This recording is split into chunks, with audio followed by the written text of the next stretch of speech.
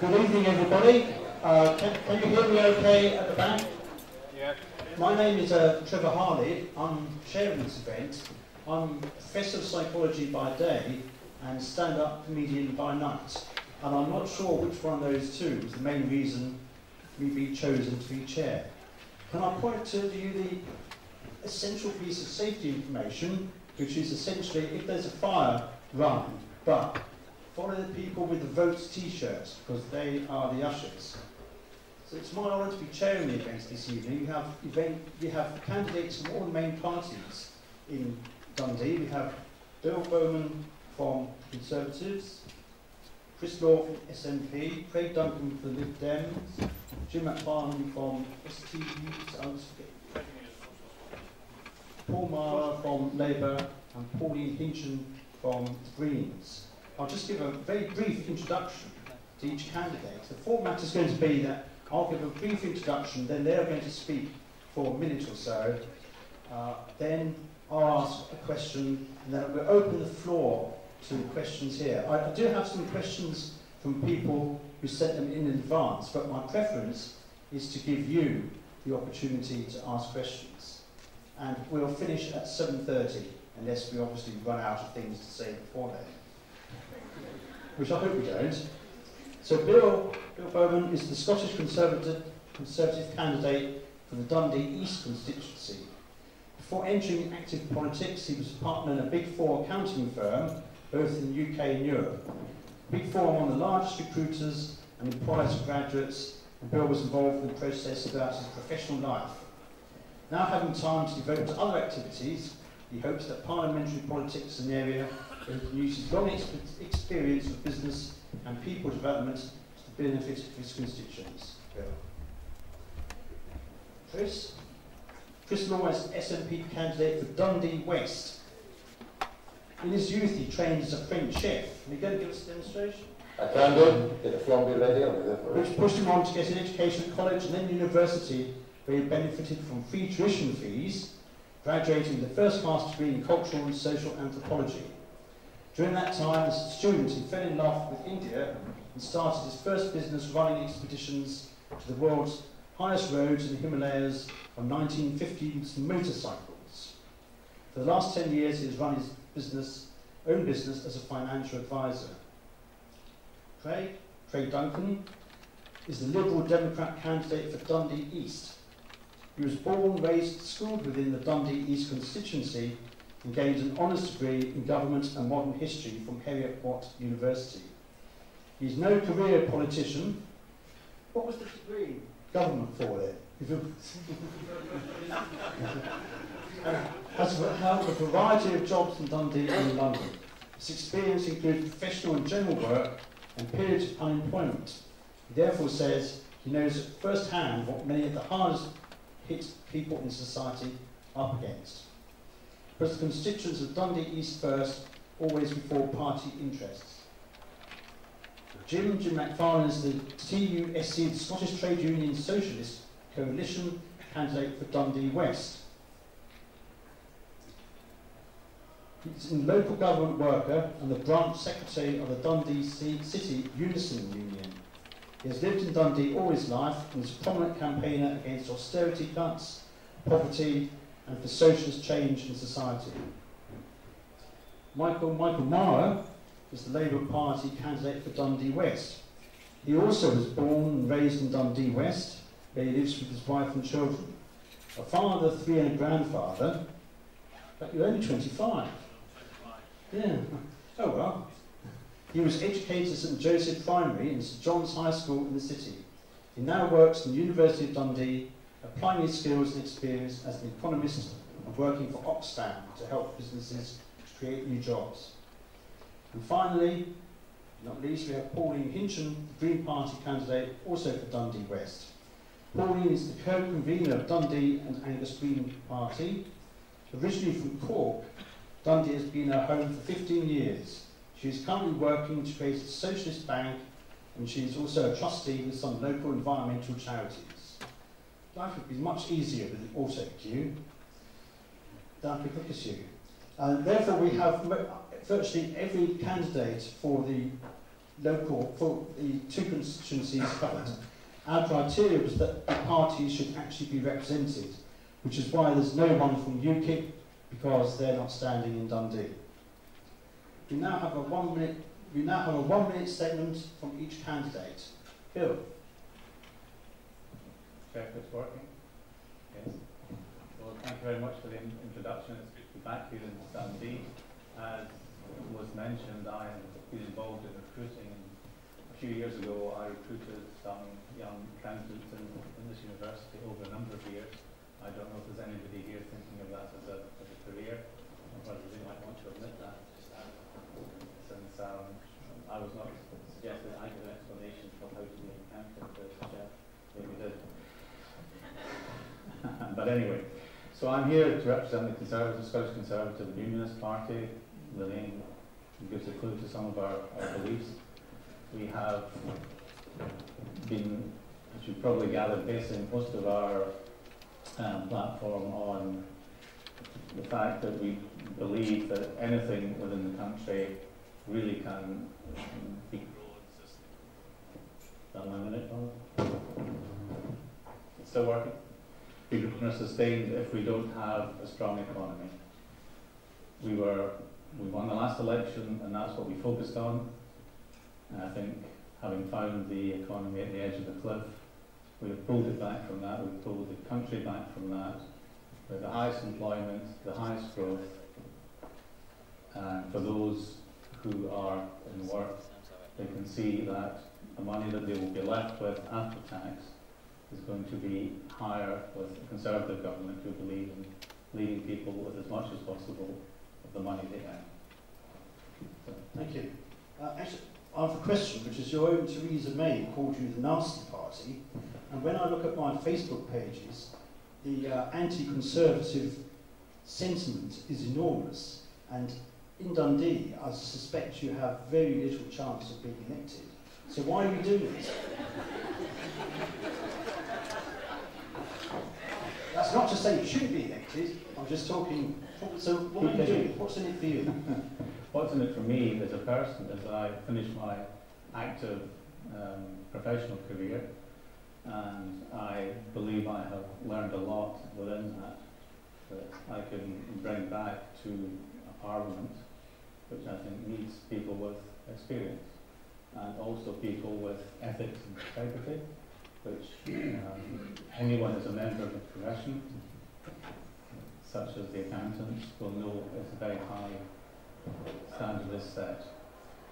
So we had a question at the previous hustling, what characteristic, which everybody had to answer, would you say was most important for a prospective member of Parliament?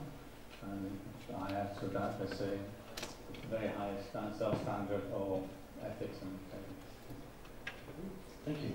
Chris Moore, SNP, a minute. Hi everyone. What wasn't mentioned actually is also a very active campaigner during the Yes campaign. And of course Dundee voted yes.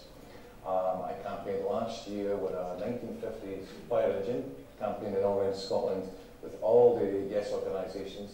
And three things became very apparent during that debate. First thing is, for nearly all the organisations, austerity needed to end, tithing needed to be abolished, and people wanted to see real powers come back to Scotland. Now in September we were promised by the Westminster parties are sitting here today that these powers would be delivered. However, if any of you have read the Smith Commission, you'll find it's a very watered down effort, to say the least. That's why I chose to become a candidate, and I'm here as behalf of SNP to give the strongest voice in Westminster so that Scotland can actually have a true voice as part of the UK. We're asked to be part of the family of nations, and we're hoping to give a very strong and progressive voice. Also, we're the only party in that will stand in Westminster against austerity, and we've offered a complete alternative which will allow for a real terms increase in borrowing, that allows Kill to reduce the deficit, but actually what will increase is an opportunity to create jobs, infrastructure and protect the public services. And lastly, we'll find that none of us as SNP MPs will support the renewal of tithing, which will cost £100 billion to the UK. That will mean that money will be used for the real things that matter to people in life, which is health, education and childcare. Thank you.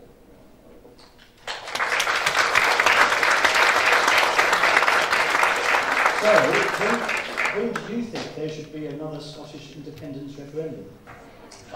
Yes, me personally, or for me personally, I would like to see it as soon as possible, of course. However, it's not up to, I was just about to say, it's not up to me, it's up to the people of Scotland to decide. Interestingly, in the Daily Record just today, there was a recent survey poll that showed that now the majority of people in Scotland actually support independence. So I think it's obviously not for this election. Obviously, as a member of the SNP, I'll always support Scottish independence, but it's up for you to decide. And when you're ready, then that will be when there'll be another referendum. So it didn't sit away for a generation, it's as soon as possible for you? I'm just saying personally, I think if you speak to members in SNP, they've all got different time scales, but ultimately it's not for any politician to decide, it's for the people of Scotland to decide. Thanks. Craig, Liberal Democrat, Dundee East. Yeah, good evening. I hope this is working, I think it is. Okay. I mean, we live in interesting times, actually. I mean, as a Lib Dem, voting fairness. Fairness is what underpins what I believe in, really. And voting systems, you know, when the election we're just about to go into is first past the post, as you know. Now, for many, many decades, and unsatisfactorily to my way of thinking, the red ones and the blue ones have had their turn about. We've done this for decades. There's been ruling, it's a winner-takes-all system whereby one of them gets in possibly with 30% of the vote or something like that. Too bad about the other 70%, we just have to put up with it. But I think we're actually moving now to a stage where we're now in a coalition, which, whether you like this one or not, it actually amounts to around something like 60% of the votes cast. And going into this election now, I know that all the leaders of all the parties say, oh, we're going into it to win. But you all know that they're actually thinking about working with other people now. You know that. And in my opinion, that's not a bad thing. And I'm actually quite proud as a Liberal Democrat to say coalition and cooperation, that is what we believe in. You know, I don't expect to get everything I want in life, but equally I don't want to have to give up everything either. So compromise is not a bad thing.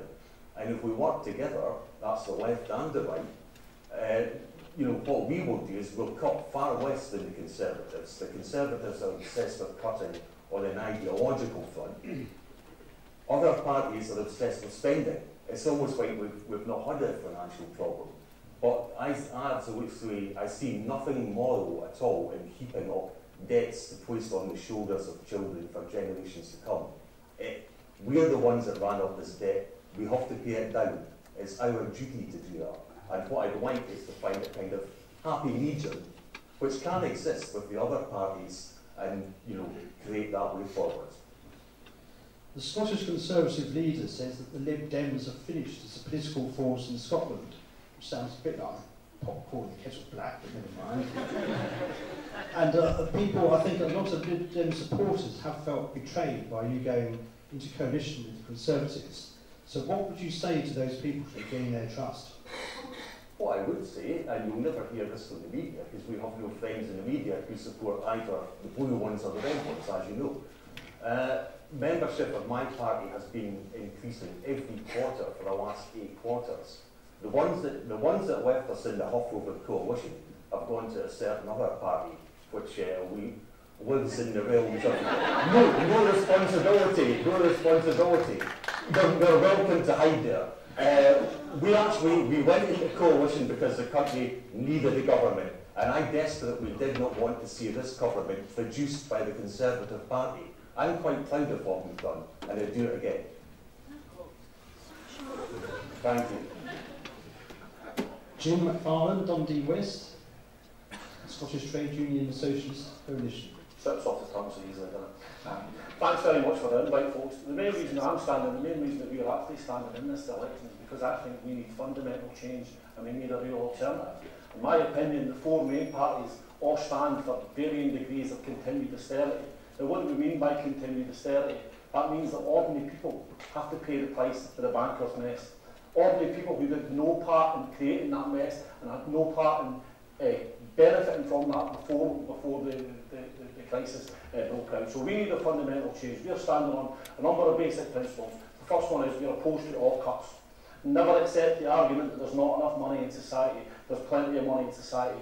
The richest 1,000 people in this country over the last 7 or 8 years have seen their wealth increase by £520 billion. So I'm taking no lectures from anybody about the idea that there's no alternative to cuts. Because when they talk about balancing the books, what they mean is being balancing the books on the backs of working class people and the poor. That's what they mean by it. That's why we've seen the rampant increase in sanctions on welfare claims. That's why we've seen the increase in zero-hour contracts. And that's why we need investment in public services. That's why we need a real living wage of £10 an hour, not in the future, but now, because I'm not accepting that there's not enough money out there. But what also, final points would be to say is the real change is what we need. We need a real change in the type of society that we live in.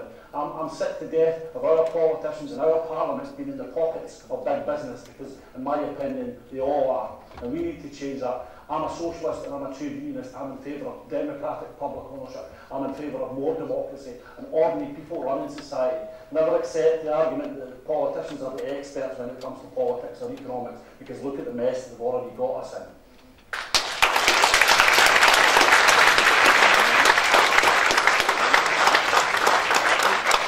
So it's clearly no to cuts and no to austerity, and you're going to pay for it by taxing the rich until pips squeak?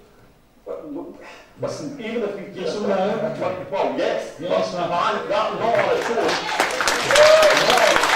Because we need democratic and public ownership, which is not just a one-off tax on these people, because they'll soon get back to escaping. They've got the best accountants. They know how to avoid the taxes and evade the taxes. The £120 billion every single year is avoided and evaded by big business and the rich. We need to do something about that. Why don't they just leave?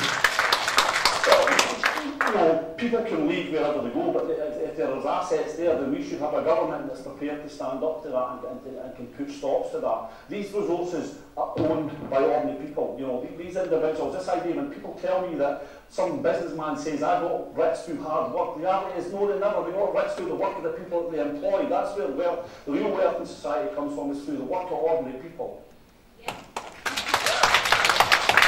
Michael Marra, Labour, Dundee West. Thanks, Trevor.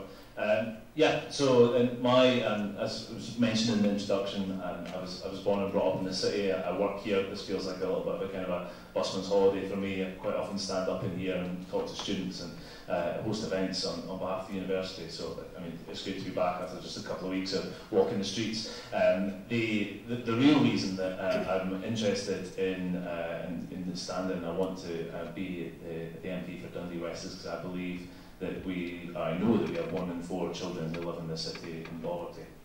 I think that needs to change. I think it needs a government that actually is prepared to do something, that's prepared to put in place progressive taxes, that make sure that it can protect our public services, invest in reducing poverty.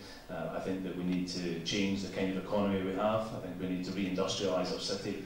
We need a working river, not just a waterfront. We need to actually create jobs and do things to bring real jobs to the city based on real wages. We need to outlaw exploitative zero-hour contracts. We need to put in place a proper minimum wage that people can actually live on, rather than being subsidised by the government to pay poverty wages to employees. I think that all of these things are things that we are proposing in this election. I think that we are under-promising, and I hope to over-deliver, because I think that we understand that there are many people, not just in Scotland but across the UK, who have lost faith in politics, and for good reason in many ways. They've not seen the change that they want. And I agree with Chris that people in this city last September asked for change. I think that we need change. I think that we can achieve some of that change across the whole of the UK. I hope that a vote for Labour in this election can help that to happen. Has Dundee West, I looked up, has been Labour since it was formed in 1945. 50. Aren't you worried that you're going to be known as the man who lost it? So I've been the candidate for 2.5 weeks after the previous MP stood down due to health problems. A good friend of mine, Jim, who has a heart condition that is worsened over the last while. So it's going to be a tough fight, and I know, Trevor, I'm the underdog in this fight, where we've come from. We've held this seat, as you say, since 1950, and many great people coming before me in that role.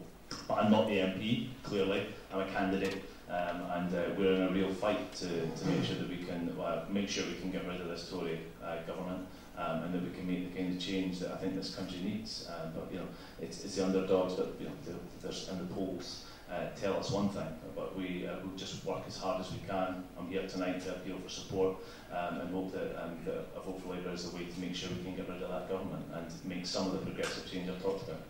Okay. Pauline, Hinchion, Dundee West, Green Party. Okay, so the first thing I just want to perhaps Trevor just clarify. I'm involved in the staff setting up a social bank, not a socialist bank. There was a slight... I certainly meant to say social bank. Did I say socialist? There was a degree of difference, but no, but it's an important point because actually in the UK we have one of the most monocultural banking systems in the world. We have 6 big banks. They don't serve our purposes well. They don't serve the purpose of small businesses, of which SMEs make up something like 98% of businesses in Scotland. We are talking about banking that is speculative banking. It's the speculative banking that got us into the 2008 crisis. This is not the type of banking that we need to see. So what I'm involved in is quite important because it's about putting people back into banking and putting small businesses back into banking and for them to become important to banks and giving people confidence in who they're banking with and that they're banking with an institution that actually is looking after their well-being and is not just behaving in a really quite unethical, speculative manner. But anyway, so to come back to, so I'm obviously the candidate for the Dundee Greens, and the Greens actually want to see a move towards a more social and environmentally just society.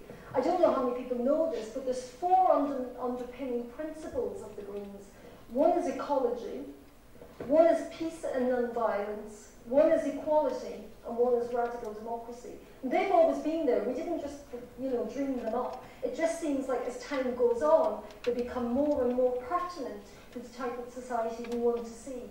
And these 4 principles actually underpin the main policies of our manifesto in the general election, which is £10 minimum wage by 2020, because what we shouldn't be living and working in poverty. If you do a good day's work, you should earn a good day's pay. I think we're interested in making sure that public services stay in public hands, because that is about democracy. That's about us owning the services that we actually use. And the third aspect of it is about radical democracy. And that's not just about, taking decisions politically at the local level. I mean, we were involved with the Yes campaign, but we were involved in it not from a nationalist point of view. We were involved in it because we want to see power devolve down as near to people's lives as they possibly can. But we want to extend it. We're talking about fans having a right to own their football clubs, rather than being in this absurd situation where multinational oligarchies come in and actually destroy the club and put up the prices. We're also talking about employees actually being given the opportunity to buy their companies. I mean, if you look at Muirfield, what happened? That was a really good business. Actually had a sound contract book. And what happened is it was sold to a known asset stripper.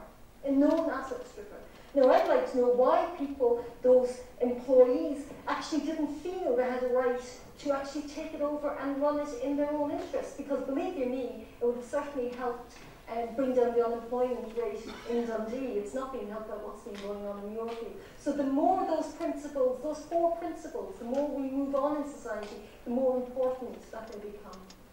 I should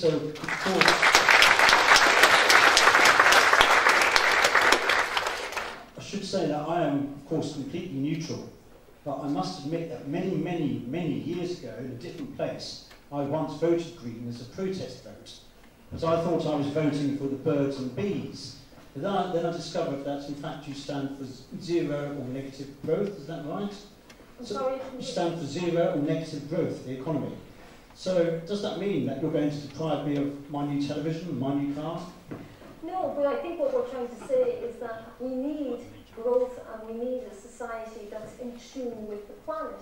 we know we cannot continue to consume. We're moving increasingly, and this hasn't been driven by the Greens, it's actually been driven by big multinational corporations as well. We're actually moving increasingly towards a sharing economy. We don't all need to use a lawnmower once a year. We can actually have one between us, and we can share it around.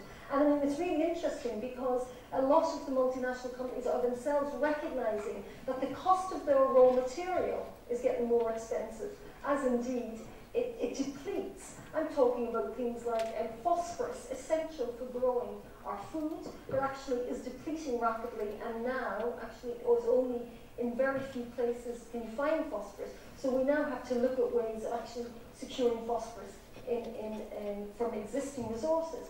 So it's about being a bit more measured. It's about recognising as well, I think, that, you know what, you can't buy community, you can't buy family, you can't buy health. And we have to somehow start valuing those things above what we actually consume and about what makes us all work ridiculous hours. And actually, at the end of the day, that we leave behind when we die, because we can't take those things with us. But what we remember is our families, what we remember is our communities, what we remember is our sense of social cohesion and how we felt in that society. So I think it's not about, we need to be productive members of society. Nobody's saying that we shouldn't have jobs.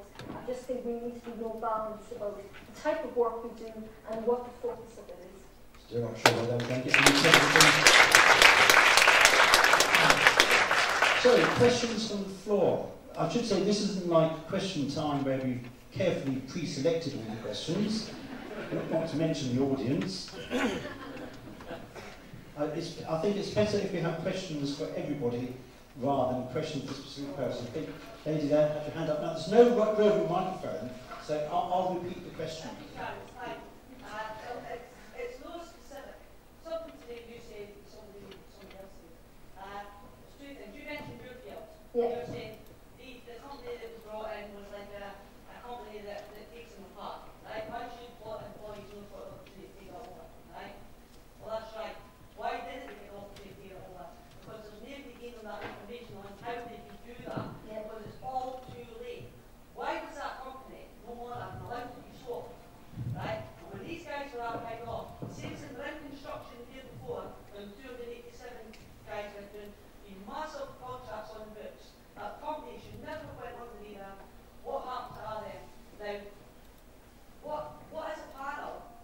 Are you going to do it individually to ensure that when companies are getting too cold like that and are at risk and are these jobs and are going to, what are you going to do to ensure that these employees get everything they need to put on the table, or they could get a really good chance of having the company over, or they could get the help and the information they need to move on into either mortgages and stuff like that, or is it going to be done at the last minute, like it's been done with construction and Brookfield, where Ace come in, like the government Ace team come in top of these before, and say, well, we're going to help you get training, we're going to help you get a computer, that's too late. So what are the plans saying on that? So the question is, what can we do to help employees of companies who are going to be redundant or taken over to run their own companies? Bill, you haven't had a chance to say anything for a while. Thank you. I mean, it's a straightforward question, but it's not a simple one. There are quite strict laws about what happens when a company is insolvent. And the real question is there a business there that somebody could continue? I mean, that is the real question. And why is it in that position? And if there is a business, then you have to, I guess, persuade somebody to lend you the money to buy it. When you say to buy a company, I've been involved in companies where you have a management buyout, employees being involved, but you risk something when you do that, or you expect it just to be handed to you and someone else to fund it.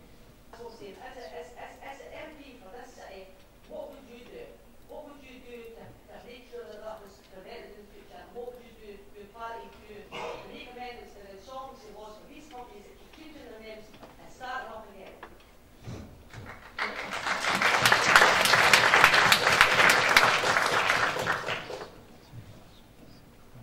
Do you want to add anything?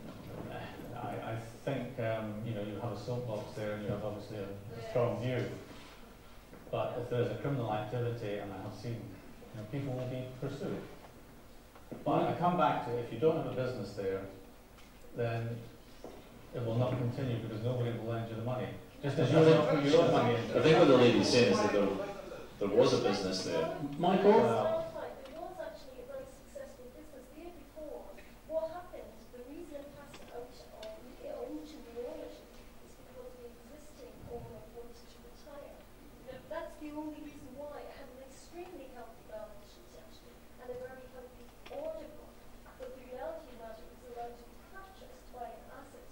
Who was that? And if you look into this guy, there's so many different companies, the changes that he's allowed to go. But the reality is, why wasn't the employees given the option, or even why did they not even consider an option like a cooperative? After all, Dalhousie is a cooperative, TUSC Papers is a cooperative. I mean, there's plenty of really successful cooperatives. But your point is right. It's like, why weren't they given the option? Why? Because it's not as if it was a radical. We have plenty of examples.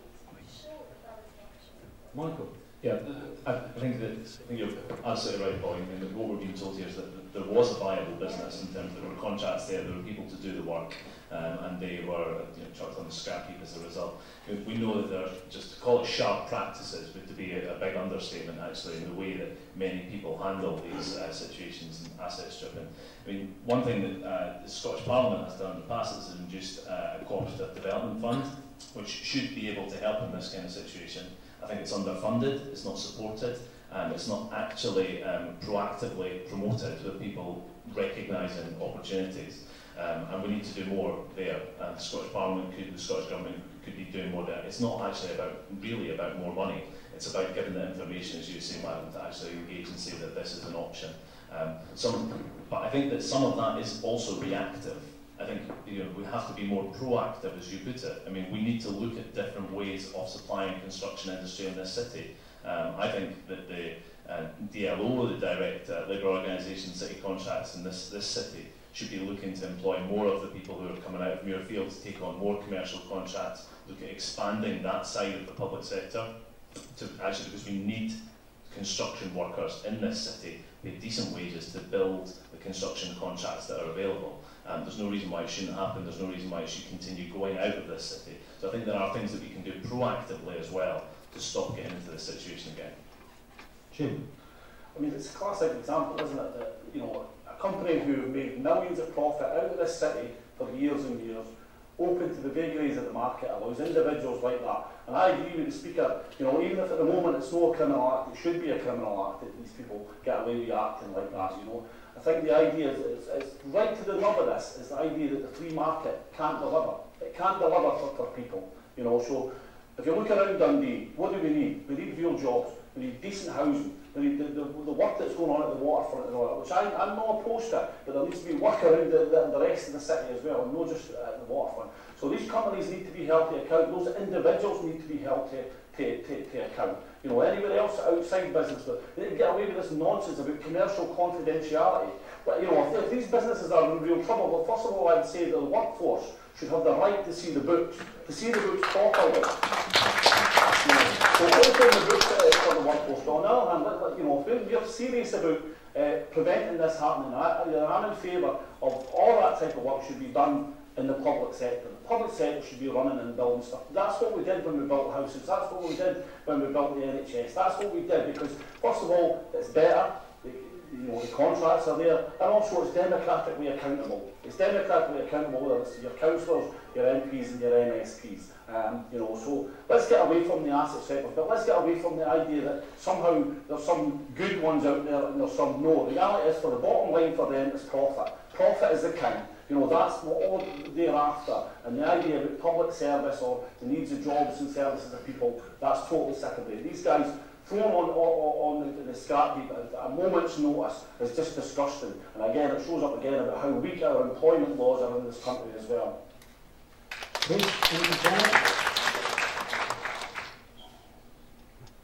Yes, I think it's a total tragedy what happened at Muirfield Contracts.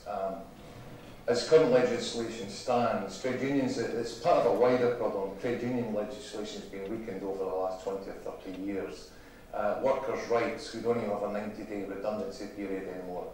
The SNP is a strong team going out of Westminster will aim to reverse that. Also, we'd like to see collective bargaining. Germany is a very good successful model of that, where you have boards that are made up of employees, employers and trade unions working together with 5-year plans. These are the kind of things that make businesses stay and grow and sustain. And it means that if there's things coming up that are problems for an organisation such as Muirfield, that everybody's aware of it and they can work together to try and solve it. And that's one of the fundamental issues that we have. It's part of a long-term, last 20, 30 years of reduction in trade union rights. And the situation where we are at the moment, where at a moment's notice you might find people are laid out on the dole. Incidentally, for the apprentices with regards to Muirfield contracts, every one of them, bar 3, have now found a further apprenticeship, so we're looking for last 3 to be fulfilled. Great. Yeah, just briefly, I mean, I remarked earlier that we're going into this election with parties starting to grow up a bit and accept the need to cooperate. And I think there's a danger of some consensus breaking out on this panel that the model of the economy we have at the moment and have had for 2 or 3 decades is not really successful in all respects. I agree with Chris. I wanted to say that Germany for decades, their economic success story has included trade union reps on the boards of companies for a long time. So you get to this situation whereby I would hope if there are economic problems on the horizon, trade union people could actually take that to the government or to agencies to try and mount, an employee buyout. I'd like to see that happen. As regards asset strippers, definitely. I mean, I think too many of these guys, they kind of, we know what asset strippers do. They sort of freeze up, they sort of rob companies and sail off into the sunset and do it yet again. So what I'm after is sustainability, and I'm happy to hear that everybody's more or less on the same page here now, that we need a lot more sort of involvement from the workforce as well as the bosses. Well, let's move on to a different topic. Yes. It's difficult. I need a spotlight to shine on me. I would. Basically, during the independence referendum, working class communities across Scotland voted in huge numbers in favour of independence. I was one of them, one of the people that voted yes for independence, and my vote was basically based on austerity. I moved to Dundee just after the referendum, basically, and I was shocked because people are looking to like the SNP as an alternative to austerity, but actually in cities like Dundee and Edinburgh, and the SNP have voted through millions of pounds in cuts, and the SNP leadership are pro-business and support tax cuts for big corporations, and also they're proposing to put through to back up a Labour government that's pro-austerity, and the other parties such as Labour and the Tories, obviously the Tories and Liberal Democrats are the architects of austerity, and Labour have said that they would back the Tory spending plans for the first 2 years of the next Parliament. So it's just basically wondering how the parties on the platform think that they're anti-austerity and what they're going to do to fight austerity if they get elected. Okay, so this is a question about fighting austerity, and I think the SNP were mentioned, so Chris, you can start off. Are you guilty of austerity? No, sorry. John, is that Yeah. I'm listening to your points about austerity. I make it the point at the beginning that we're the only party actually here sitting that is anti-austerity. And the 13th of January, That's all right, Chris. I'll just qualify for you just 1 second. On the 13th of January this year, the Tories, the Lib Dems and Labour all agreed on a further 30 billion of austerity. Now we're opposed to that. In the budget just in March, it was by George Osborne, about the budget, Ed Ball said he had nothing he would like to change. We've already said that we would like to see 140 billion over the next 5 years in public expenditure being put into infrastructure, into jobs, and to protecting public services. That's not further austerity. Jim, I don't expect you're in favour of austerity, are you? Absolutely not. I mean, Chris's point about claiming to be anti-austerity, at the same time we have an SNP Council who made £18 million cut to the last year, or £30 million worth of cuts to come in the next 3 years. They're not ideological, Jim, sorry. But cuts are cuts, and as a local government worker or public sector worker, whether it's the Tories willingly carrying out cuts, or the SNP Labour claiming to have no choice in that, then I don't accept that argument. It's a weird kind of anti-austerity that votes for austerity. I just don't get that. I mean, at least be honest, because let's also remember that all the main parties are claiming to be in favour of cutting the deficit on different timescales. But again, what does that mean? Because as soon as you accept the argument that austerity is needed, what do you have? You have different communities or different services played off against one another. So you say, don't cut us, go and cut them. Don't cut the health service, so cut local government. Don't cut a school in Minas Hill, go and cut and make savings elsewhere. That's the logic of accepting any need for austerity. And again, as I said before, I think we need a democratic socialist society. There is no need for cuts. There's plenty of wealth out there. It's about who controls it, who owns it. But are you in favour of the national deficit or not? Who ran up the deficit? Because it wasn't the ordinary people that ran up the deficit. The big business and rich ran up the deficit. If they want to deal with that, that's fine. I'm in favour of democratic public ownership, and that includes of the banking industry and big business. And when people talk about oil and all that rest of it, again, the SNP used to say it would be Scotland's oil. Well, it's no Scotland's oil because it's owned by the American multinationals. And again, I'm in favour of that being publicly owned as well. Someone said, what about the Greens? What about the Greens?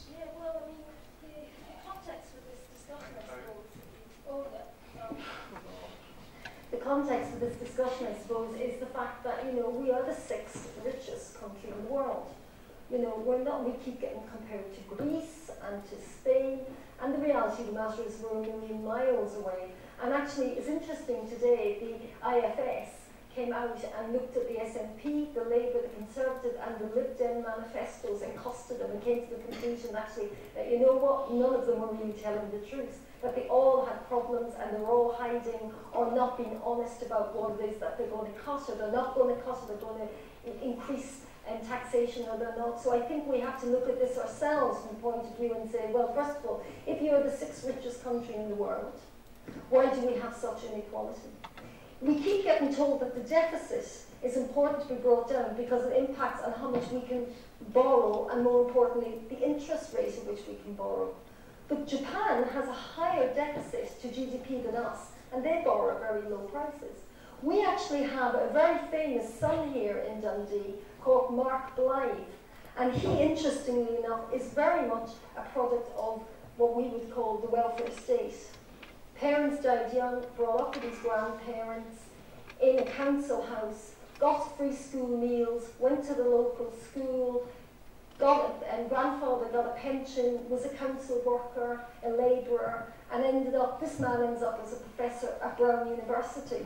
And let me just tell you what he says about austerity, because I sometimes think that we don't understand it. But let me tell you what an economist says about austerity, because I think yes, I'm just going to tell you now. He says, austerity does not produce growth, particularly when so many countries are doing the same thing. Where does growth come from? Income are falling, services are cut, and money is in short supply. That's what he's saying, is that actually austerity is not what we need as a country right now. And actually, I'm inclined to believe him, because actually when you look around, if everybody's pulling money back, where do we get money to employ people? Where do we get money for public services? And by the way, people who work in public services, they actually spend their money in the private sector. Let's not have this thing that you're good if you're in the private sector and you're bad if you're in the public sector. So we really need to understand the economics of this, because believe you me, we're being led a bit of a merry dance, I think, when it comes to this. We don't think that austerity is the way forward, but then we come at it from the point of view, and I'd like to go back here to what happened after the Second World War, when you talk about the welfare state, when the state was in a much bigger deficit position, but still there was a sense that ideologically and politically it was right to set up the welfare state. And sometimes you just have to do what's right, irrespective of the long-term cost.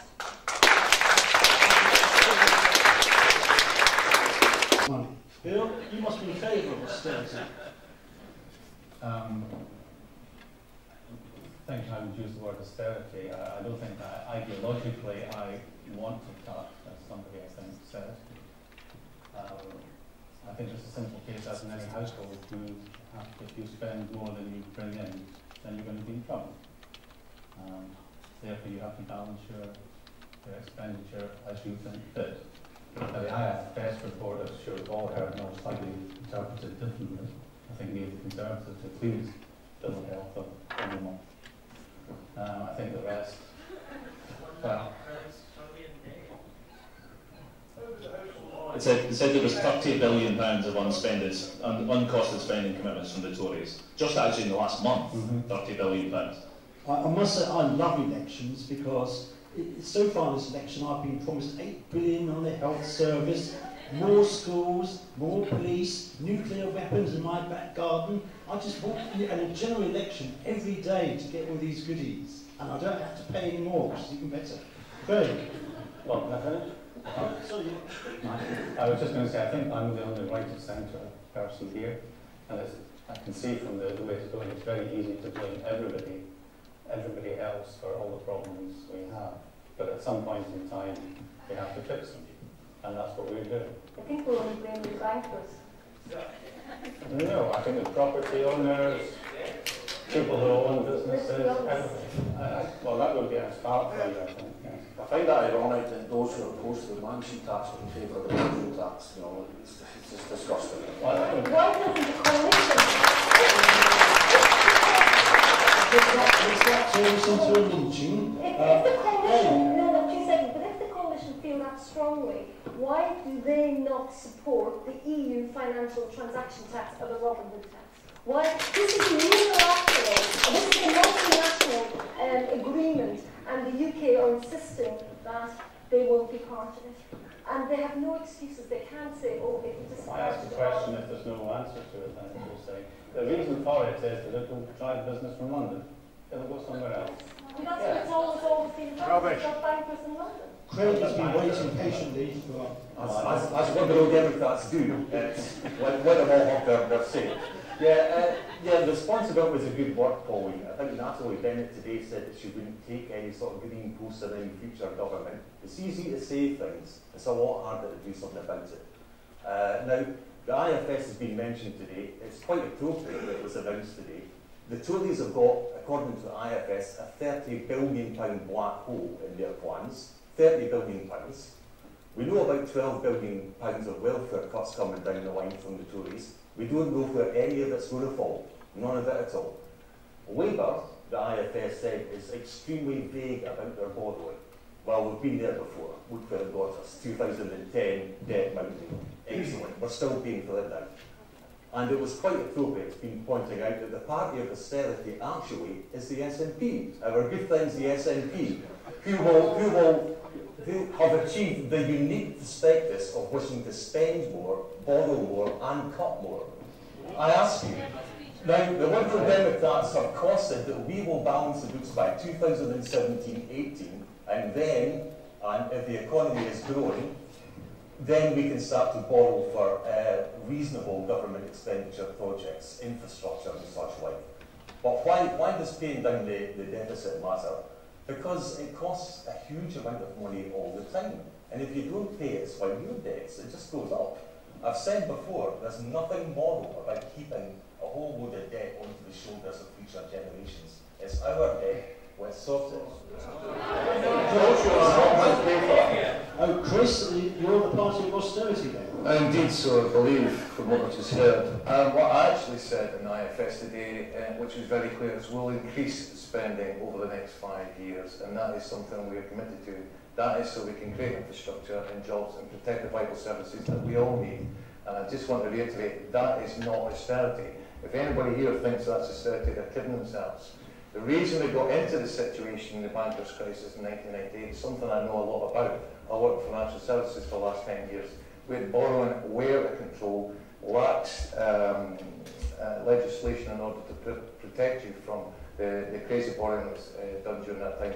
The Labour government was in administration from 1997 to 2010, we actually saw the deficit triple. But in addition to that, what you also saw, which has to be talked about, is about tax avoidance. The UK is the world's second largest tax haven today. We are losing annually about 130 billion in tax receipts. That is the real issue here. That is why austerity continues. And none of the parties here are talking about that. During 1997 to 2010, 55,000 people lost their jobs in HMRC who were qualified tax inspectors. That's 50% of all the jobs who would have helped to create the taxes that we need today. So I'm not going to take, sorry, I'm just going to finish. So I'm not going to take lessons with regards to that part. And in the last 5 years, in terms of deficit, we were promised the deficit would be eliminated, that austerity was going to be good for us all. Well, it simply hasn't worked. So we can't take lessons from there either.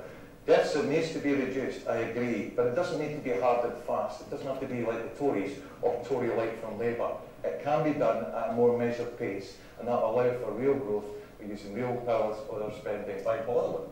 Yes, by borrowing. Reduce the deficit. Sorry, let me finish it. Yes, we can also reduce the deficit over a longer period of time and still allow 0.5% in borrowing. That's about 140 billion. That will protect our NHS, our schools, and also education such as universities, and it also protect the things we'd like to see, which is increased childcare and end to bedroom tax, and stop using our money to mitigate against some of the worst welfare cuts we've seen in decades. I'm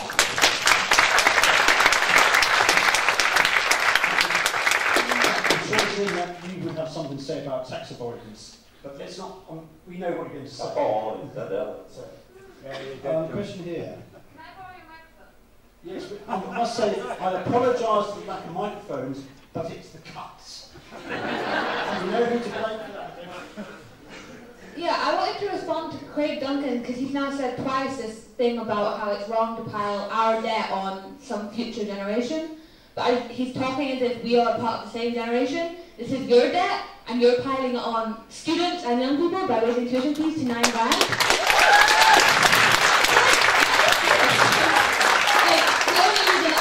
And yelling at you is because the SNP has fought for devolution and our tuition fees haven't been raised. If it was up to you, I'd be paying off your debt by not going to university. So yeah, why are some future generations who don't even exist yet more important than my generation who is actually suffering right now?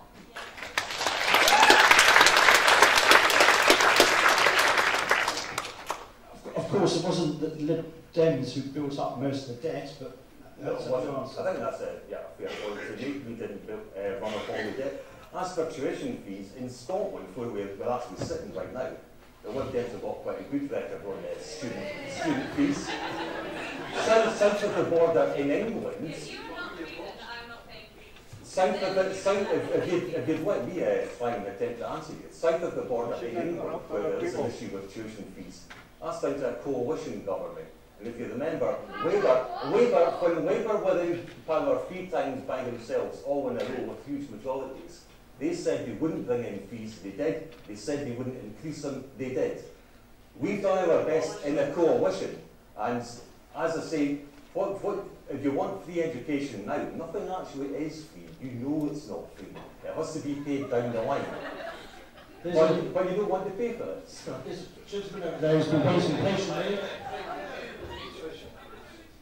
I went in 1987, so no. So you don't pay any? No. Politicians should benefit free education. You would have to ask why they were brought in, wouldn't you? Yes, when I went to university, I'm afraid not many people went to uni. Is there any party now who's going to promise to abolish tuition fees down the road?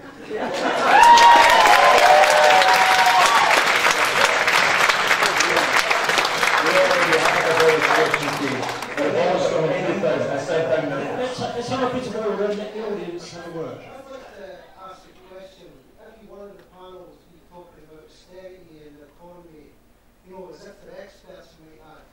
Now, if they are experts, like see me as an individual, I've got debt, I know who I owe to. So can you tell me in the spirit of transparency, who you owe this, what paper you need for £1.5 trillion debt, the yearly interest rate is the defence budget. Can somebody tell me, who do we actually owe this money to? Michael, the debt goes up quite considerably under the Labour government. Who did you borrow it from? Well, a mix of people is the answer to that. A mix of multinational banks, other countries. A name. I think maybe that's part of the problem. These are kind of faceless entities and individuals and countries. I mean,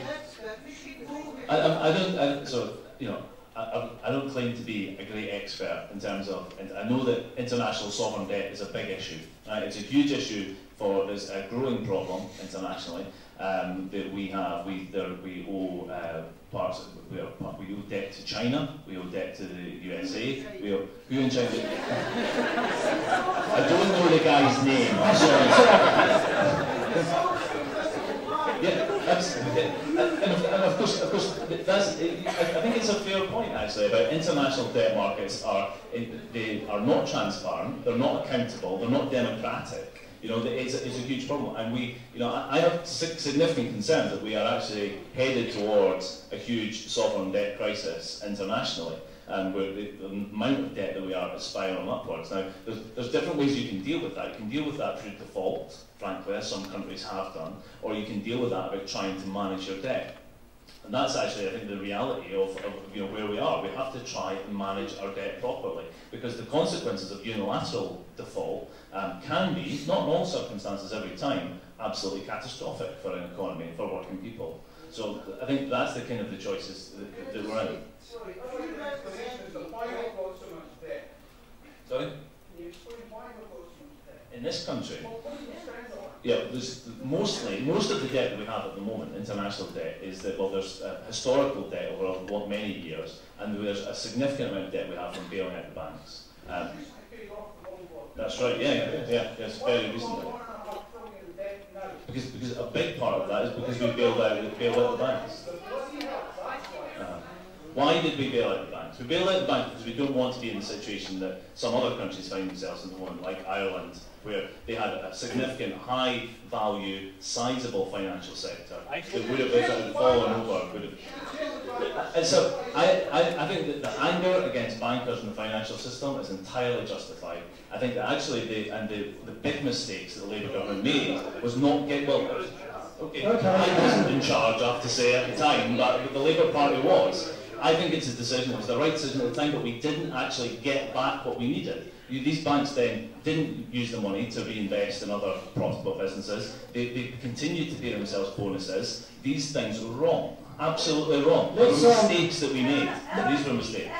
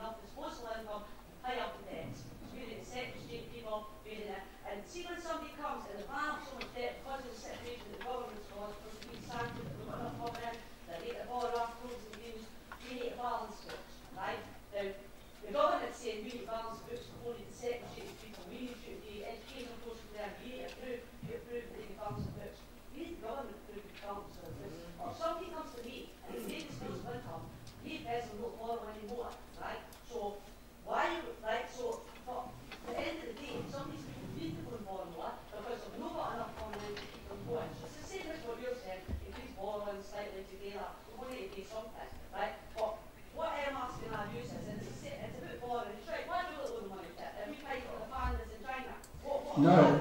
Let's move on. But Anna can hear, and no one can hear. Does anyone else want anything to say about the national debt?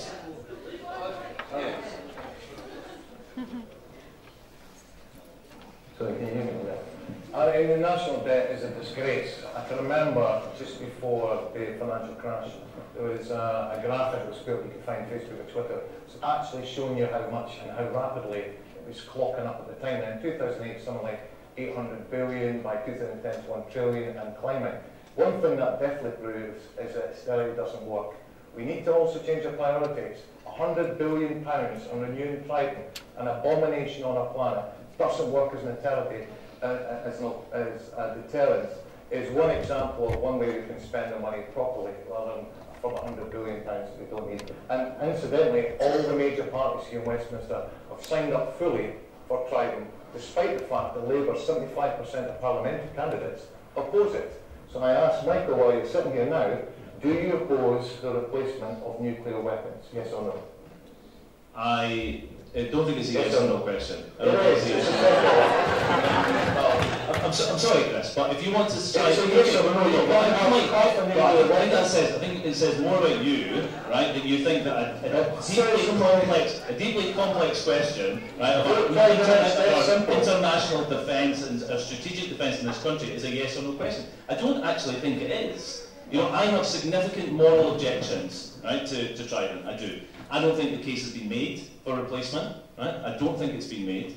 I would like to hear both sides of the case before I decided how I might vote on it, because I think there is huge expense. I have, as I say, moral objections to it. But at the moment, I don't think we have a strategic defence policy in this country. It's an absolute shambles. And I think, actually, to be fair, Chris, it really isn't just a straight yes or no question. It is, actually. Most countries, there's very few countries who have nuclear weapons. We want to renew our weapons to keep people in Lockheed Martin in jobs at £100 billion. It is a straight no question. And just to add to that, some of that money, not just go to healthcare, education and creating jobs, it could also go to improving our conventional forces, which have been run down to the bone, so much so the United States does not turn to the UK as a partner in times of trouble or in times of defence. Has anything to say? That's,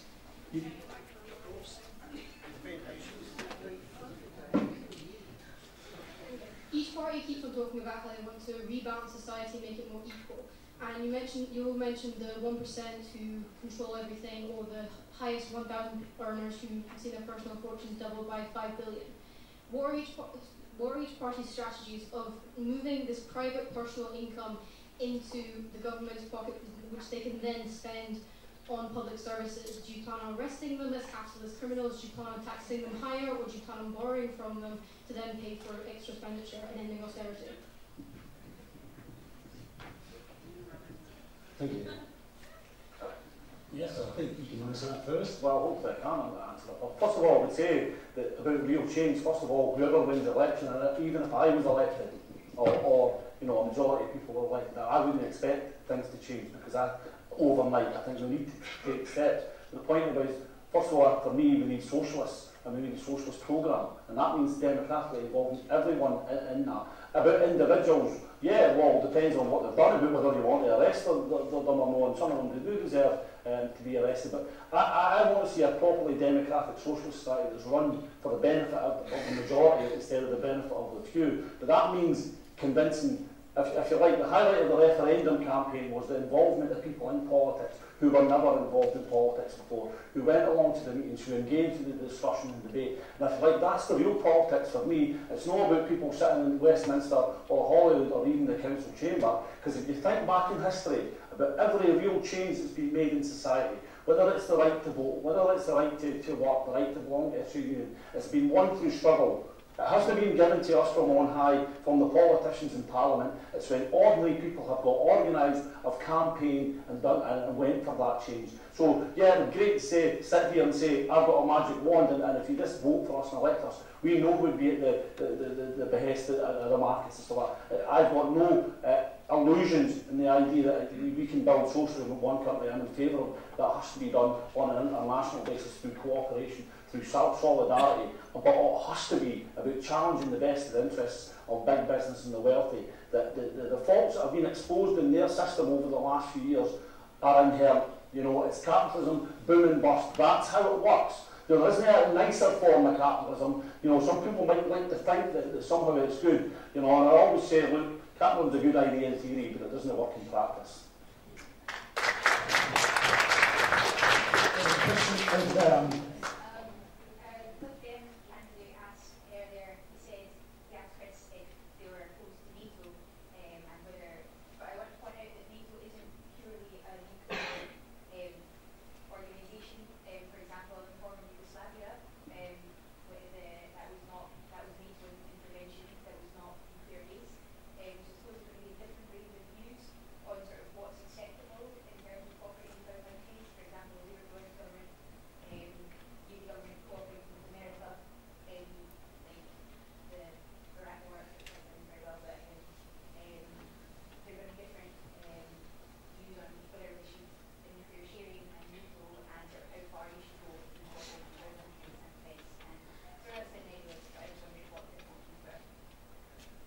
So it's a question about NATO and the role of NATO.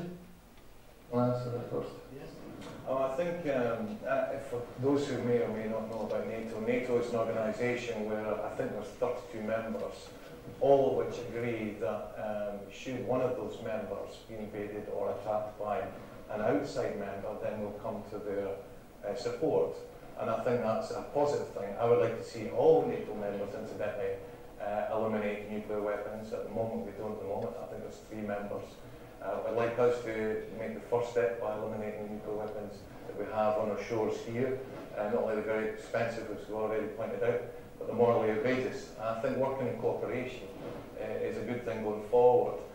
When it comes to foreign affairs nowadays, you're not hearing about big nuclear potential threats like we might have done in the 50s and 60s. We're hearing about small pocket threats which might pop up anywhere, such as ISIS or Al-Qaeda. So that's going to involve greater cooperation and greater share of intelligence. So I think in that front, NATO's original intention was, in reflection to the Cold War, that going forward it can modernise and develop for the real threats that are on our doorsteps through terrorism that could come from frankly anywhere just now. Do you want something in defence? I think NATO is important. I hope you didn't have to explain to too many people what NATO is, and it's kind of crucial that we know these things. There's also Southeast Asian one as well, so there's more than one organisation like that. But when you say nuclear threats can arise from pockets, I think what we're seeing with the Soviet Union itself is now pushing our borders.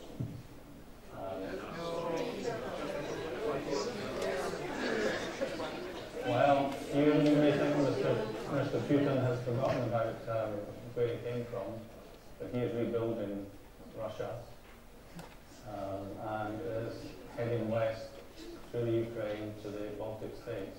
But it was the European Union who originally promoted anti-Russian sentiments in Ukraine.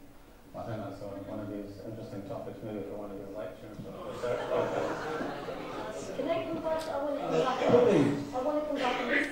Can I come back on your question? You will have heard over certainly the independence referendum the constant reference to the broad shoulders. Well, to me, broad shoulders is progressive taxation. And progressive taxation means taking the people that you're talking about, which is a green policy, which is actually imposing a 2% wealth tax on top of people that actually have income of more than £2.5 million. That's what broad shoulders mean. It doesn't mean that, that somehow, in Scotland that we can't manage our own finances, that we need to rely on England. What it means is that everybody shares the burden. And right now that doesn't happen because our taxation system, which is the principal way of moving money from the rich to the poor, actually doesn't work. The most that you will pay in tax at this moment is what? 45%, there's a bit of tussling about 50% for non-doms and stuff like this. But the reality of the matter is, in the 1970s, when we actually had more intergenerational movement and we had less inequality, people were being taxed 80–90%. Now, maybe that is a bit much, but I would argue that 45% is certainly not enough for people that are earning £2.5+ million. So that's what broad shoulders mean. For me, it's progressive taxation. But coming back to the NATO argument as well, the Greens, we don't believe in NATO. It's as simple as that. But I think that we have a role. You're a pacifist, yes? Yes, we are pacifists. I think we can make that clear. Yes. So we would have no defence. No, that's wrong. Bill, that's a bit sharp, I would argue. No, we are actually entitled to self-defence. I mean, we're not this wimpy, this notion that we're pacifists in the sense we believe you can solve problems. Problems do arrive, we're not naive, but we believe that you can solve them without resorting to wars, first of all. And secondly, we've only got one planet, we don't want to be bloody nuking it. And thirdly, there are other bodies out there, like there's peacekeepers, and I think we could just as easily have a role in those than we have in NATO, which is predominantly an alliance, although not all NATO members do have nuclear power, but it's predominantly an alliance of people with speaking to Germany. It's predominantly an alliance of people with nuclear power.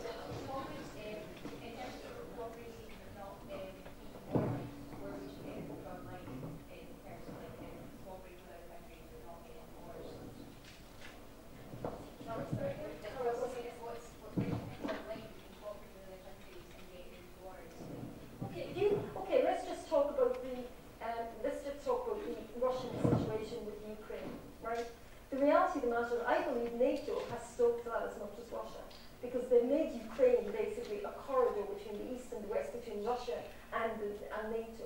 But actually, not many people know that there's actually a group of Eastern European countries that actually have come together, Soviet Union countries, ex-Soviet Union countries, that actually come together and have started forming their own alliance to help and support each other because they have particular development needs as a result of their history. Now we should be, our argument would be, why aren't we in there to promote that? Why aren't we encouraging Ukraine and other countries that actually could be at risk of Russia? Why aren't we encouraging them to cooperate a bit more? Because they have shared history that actually might make it easier for them to actually confront this. But us coming in from the West thinking, you know, NATO good, Russian Federation bad, well, I don't think it helps. Michael? Yeah, I think that it's another case of complexity. I think so you're right to draw kind of like at what point do you not become a pacifist and you become something else. I mean, I'm fully aware that many people in this audience and around the country, like me, think that the Iraq war was a massive mistake. I'm also aware that there are people in this audience who will never vote for the Labour Party again because of it. I totally understand that. I would say that, you know, quite recently, when America was asking Britain to take military action in Syria, it was Ed Miliband who basically stopped it. He was the person who actually called the vote in the House of Commons and made sure the vote didn't win, or answered the vote in the Commons from the Cameron and voted against it and made that happen. So, you know, the Lib Dems came with us on that. It was the right decision. You know, you can't, your allies aren't right all the time, and neither are they wrong all the time. It's a difficult and complex situation. I would throw into this, though, that actually we talk about foreign policy. We should mention aid in this as well, and the development funding that we have made huge increases of since 1997, I think has become an accepted norm across most of the mainstream parties that should protect that, because that is about preventing conflict rather than just having to deal with it when it arises, and that's one of the reasons that we should continue. Moral reasons as well, but also enlightened self-interest. Craig, you can have the final word on defence and NATO, and then we'll move on to another topic. Yeah, thanks. We'll just quickly on that, because I take your point about defence. It's a huge topic and it operates on different levels.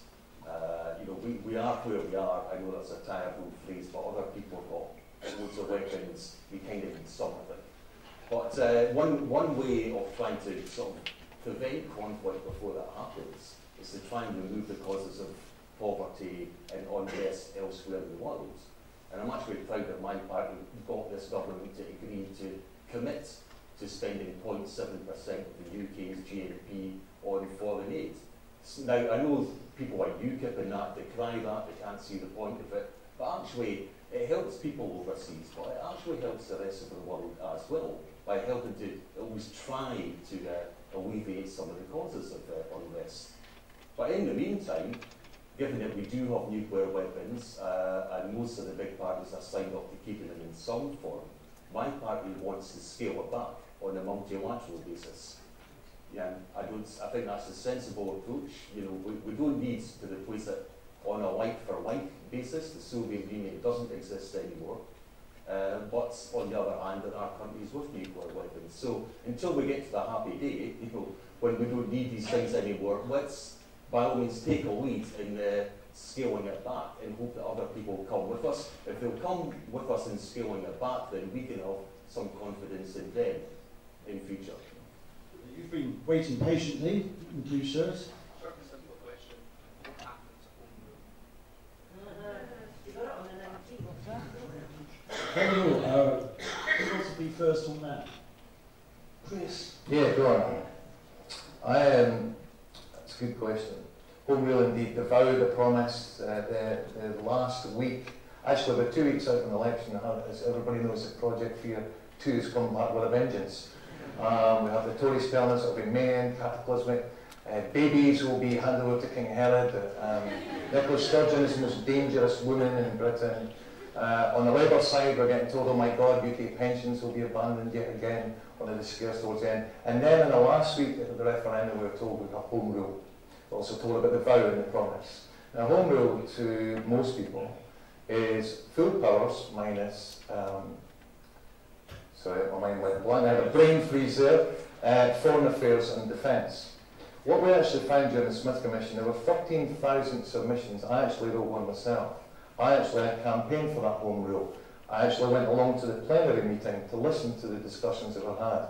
Third-party organisations, interest groups and businesses were all discussing home rule as we understand it. What you ended up with the Smith Commission report was a dilution, not just at the table in Edinburgh, but by the time I went down to Whitehall and went round at Labour and the Lib Dem and the Tory HQ and came back, was a fragment of what was actually being proposed. What I would say is, by sending a strong team of SNP MPs to London, we will be advocating home rule as it is meant to be, in the letter of the word and in the sentiment of what it's meant to be.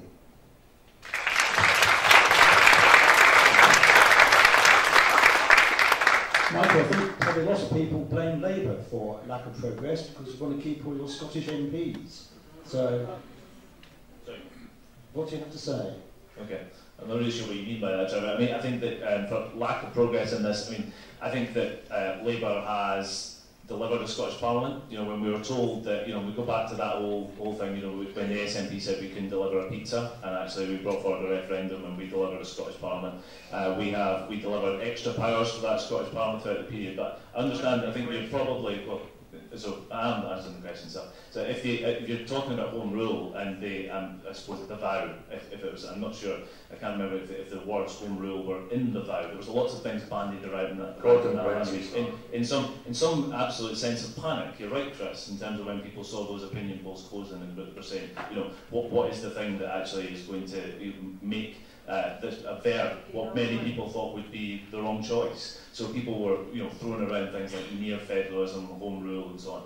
I think that the Labour Party's position on what we thought were to be the things that could be managed within the current union was pretty clear at the time. It's what we've delivered. We're delivering. So we've stuck to the timetable that was proposed, and we're putting forward additional powers now around welfare. What is the date today? So March the 19th. Yeah. We were supposed to have this stuff due by the 19th. Well, the question I want to ask you is, how the hell are we supposed to believe a word that comes out of your mouth, or your mouth, or your mouth? Because every single one of your parties will sit up and dance like a dog. And then when it comes down to it, it's blah, blah, blah. We're not stupid. What you lot don't understand is we're awake. And we're hearing you, and we can see you, and we know what you are now, and you can't hide anymore. I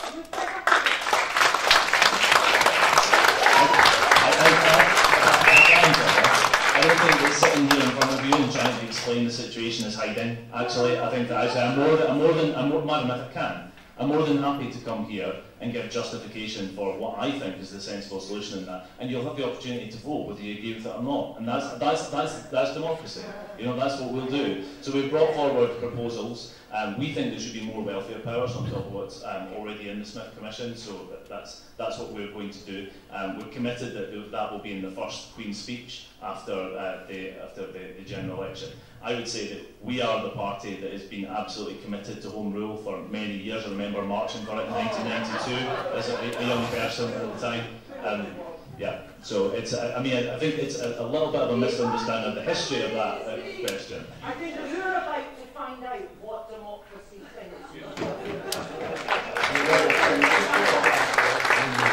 Paul, how can you believe the word that comes out of your mouth on devolution? Everybody signed up to the Smith Commission, that's it. If you're changing your view now, then maybe we should, or your parties agree to it, that's it. Do it. Okay, but as you said, the Smith Commission is watered down. Oh, you said the media all agree with it, including the BBC, who's been very favourable. Still agree to it?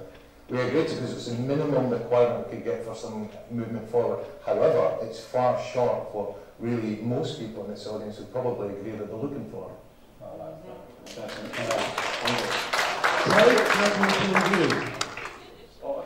think you know, this is one audience. I think we have to remember we've just had a referendum in September. We know what the answer was. Okay? So Dundee's on its own, is it? We don't care about it. Is that what you're saying? We had a referendum, it was no thing that was fair, it was actually a good process, and the answer was no. Okay? Now, as for the Smith Commission, everybody came along, everybody was involved in it. The SNP, true to form, as soon as they were out the door, started saying, oh, you know, somehow it calling, etc., etc. No, just a minute. Just give me one example of the biggest one it is. When we go to home rule, Michael mentioned his party's been in favour of home rule. Actually, my party's been in favour of home rule for over 100 years. We are the only sincere. Well, we would have to ask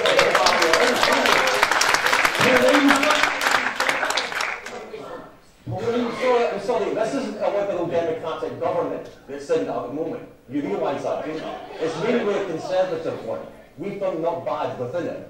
But we have to remember, you didn't get a yes in the referendum. And I have to tell you, the more you keep going on and on about it, the more you keep talking down the UK, I think the next time the referendum comes around, it'll be an even bigger no.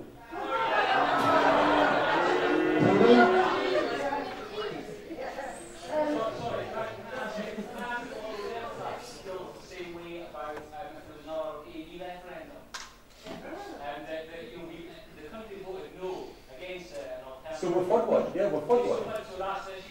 I'm not arguing to move on that one again, Franks. Not that one. One principle of AB is that some people have an opinion one way and other people have an opinion the other way. And 45% of the people said, I want to go to the pub. And 55% of the people said, I want coffee. And here I am, sat with coffee when I want pints. Yeah. Pauline and then Jim. The thing about the Smith Commission is that the reality of the matter is that it was fairly watered down. But any document that was going to try and be a compromise document from two parties that were in favour and two parties that were against was always going to be a compromise. It's as simple as that. That's politics, I would argue. But there's no denying that. None of us were in the room, but the rumours are that it definitely got watered down. The welfare part of it got watered down. And actually, it's interesting because actually when the bedroom tax recently was brought in, it was actually the whole of the Scottish Parliament together that actually agreed to actually use extra money to actually not impose the bedroom tax or to offset the bedroom tax in Scotland. Mind you, they did have to go to the UK government and ask them permission to allow them to move budgets, to allow them to do that. So there's no doubt that there was a watering down. I would argue the watering down was done in London rather than in Scotland. And I think that would reflect, the reason I use the example of the bedroom tax is because I think most of the parties in Scotland would have been in favour of more welfare devolved down to the Scottish Parliament. But it was a UK, I would argue, was a UK blockage in terms of actually what the main parties wanted. And so in that sense, but the whole point about this was to do with full fiscal autonomy, because I never thought I'd actually be saying those words. The reality of the matter is, you know, whether we get it or not, I think the SNP themselves have admitted they would like to get it and they'll be lobbying for it. We're a long way away from it. And it's fairly, I would argue, I'm not sure how strong it would be without actually having borrowing powers and the power to actually, so there's a lot more to managing our economy than just having full fiscal autonomy. And that's where the whole independence thing comes back around again. But then we were for a separate currency, so. Yeah. Jim? I campaigned for the yes vote. I took part in the socialist campaign for independence. I was an active member of trade unionists for independence. You know, as a number of people do, and I think it's still great to speak in the Yes Republic of Dundee about the issue of the Constitution. But what I would say is this, that, you know, I probably believe longer in the Tooth Fairy and Santa Claus than I did any vow from Gordon Brown, Nick Clegg, or David Cameron, or the Daily Letter.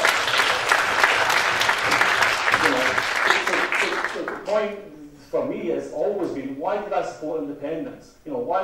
I'm not a nationalist, I'm a socialist. You know, and it's, for me, it's always about the powers of the Parliament and whose interested these powers are going to be used for. So for me, I wanted the powers to be used to address the issues of inequality, of poverty, of you know, youth unemployment, of free education, and all those type of things that have been under threat in this country as part of the UK for the last 30 years. But that wasn't for me to cut ourselves off from working people in England, Wales, or Northern Ireland or the rest of Europe as well, because it comes back to this, they're not our enemy. They are not our enemy, they're our allies about how we build a different type of society. So I think, you know, the debate continues, and I think that's worthwhile. The idea that somehow you have one vote and then that ends everything is just ridiculous. We didn't say that when it comes to electing a government. So the whole issue is about the constitution. It's about what do people want. It's not about what politicians or the main political parties want. It's what do people want, and how do we take that debate forward? You know, I think in a constructive way. You know, there was some people, you know, who voted no, who I agree with, or a whole range of other things, and I respect, you know, that position, and I think debate is healthy on that. But let's remember, there's no constitutional change, you know, no constitutional solution to the crisis of humanity. It's about what type of social, political, and economic system we live under. Time is getting on. I think we just have 2 more questions. We are overrunning already. You've been very patient, and you've been very patient. So we'll have those 2. Okay, yes.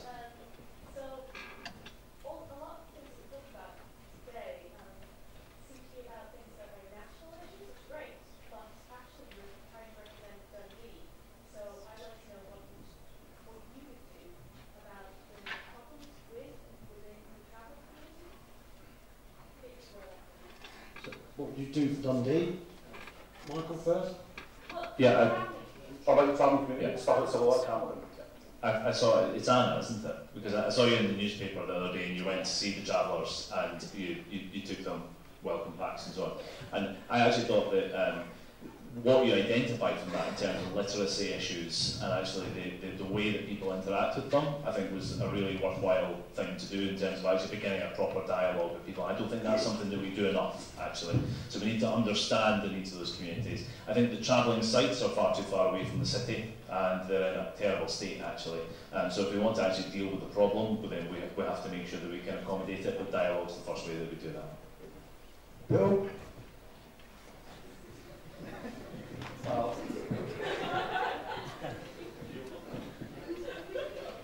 I wouldn't reach that conclusion first. I think dialogue is important. I think to actually know where the alternative sites are. I wouldn't, to be honest, I didn't know that they were in that state, which would shock me. But not surprise me given the administration. But I would like to think that a dialogue is a two-way discussion, and the rights of both sides are met. It's going to be a responsibility on both sides.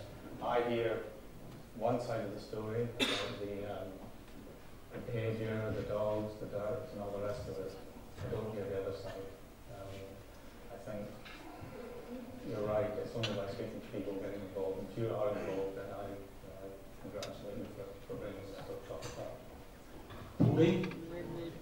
It's an interesting question because I think it's to do with human rights.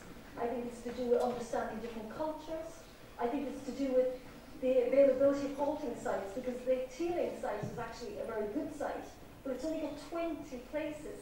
I mean, when you count the number of caravans that are just down the riverside, there's at least double that. So we're not going to provide people with adequate places to halt, and we can't complain when they halt wherever the available space is going to be. I'd also like to see a bit of dialogue. I think we need to consult with, if there's a problem with that halting site, if there's a problem with where it is, or if there's a problem with basically not enough, then we need to begin a dialogue. Most of the times they come and they stay and they move on. And they do leave a lot of rubbish. But then I would argue they leave a lot of rubbish because the sites aren't serviced. So of course, we can't expect 40 caravans, would we say an average of 4 people per house, not to have a refuge, because they live like the rest of us. They have to have food and all the other things. But the reality of the matter is, because they're not serviced, they leave them behind. And this is what people see. So unless we have a dialogue and understand what the issues are, I think we're blind. We assume that Teeling is fine, we're assuming that 20 is fine, but I can't see any evidence that actually we're listening to what they want. And I think that's important, because I think then we might come to some compromise. Jim? I want to commend what Anna did as well. I think it, was a tremendous gesture. And it was clear that it wasn't about charity, it's about solidarity. And for me, the whole issue is then, first of all, some of the language used by the local media and on social media has been disgusting. We're talking about human beings. Right, that's the first thing, that some of the language used against travellers would not be accepted anywhere else on any other group of people in this day and age. It shouldn't be acceptable in the form of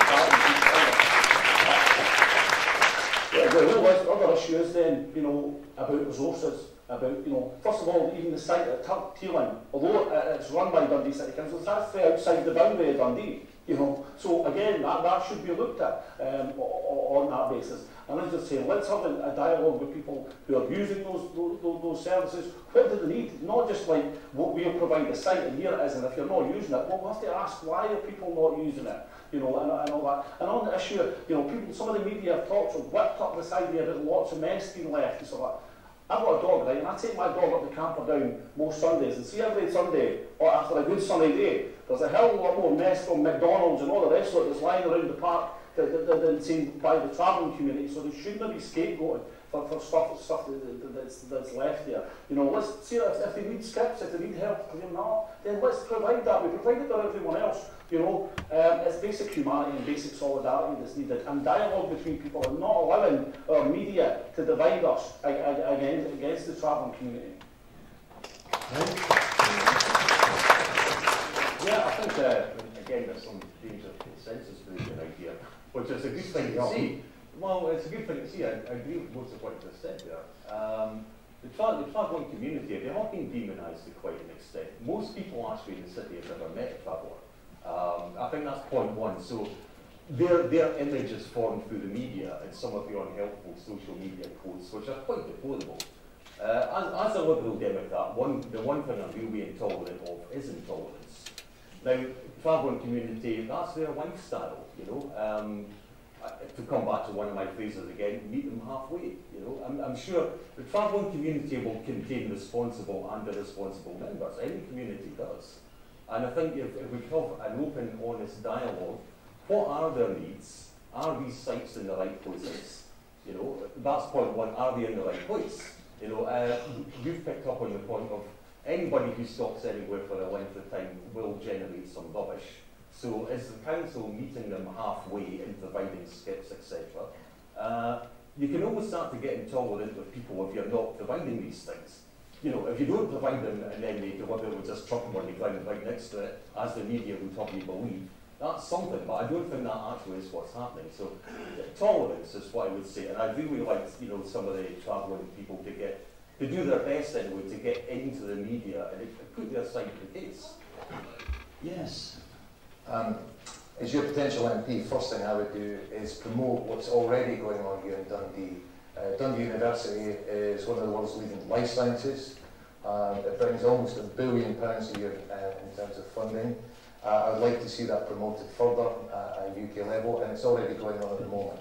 I think the second thing I'd like to say is we're a party who have made it very clear that rocks will melt in the sun before we introduce tuition fees.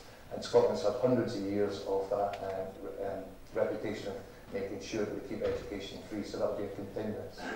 And as a student who was a student in different subjects over the years, I'd like to see continuing education be promoted as well, because with changing markets means you're changing jobs, hence why I've had 3 or 4 different careers, and I'm still not retired yet, so no balance.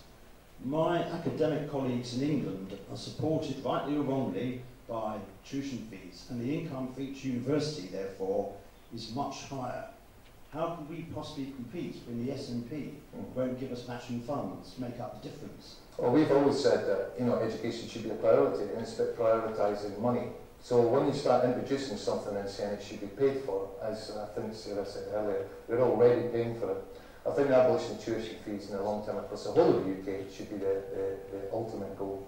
And the funds that we raise through taxation should be for making sure that it never comes back either. Pauline?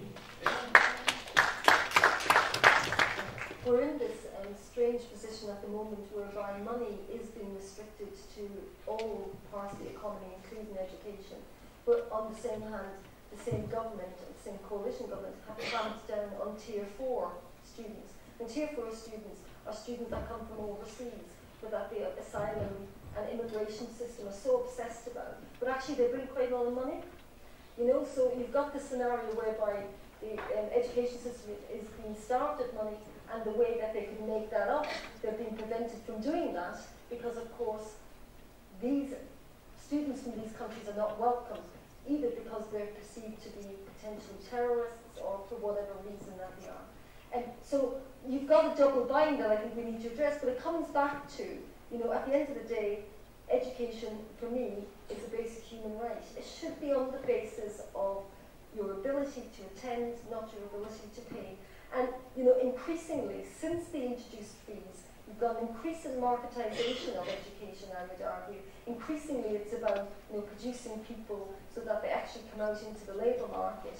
And actually, education is so much more than that. It's about knowledge, it's about producing new forms of technology that benefit society, and yet it's become quite narrowly defined by, you know, to what extent does the market need this many graduates, and to what extent can we produce them?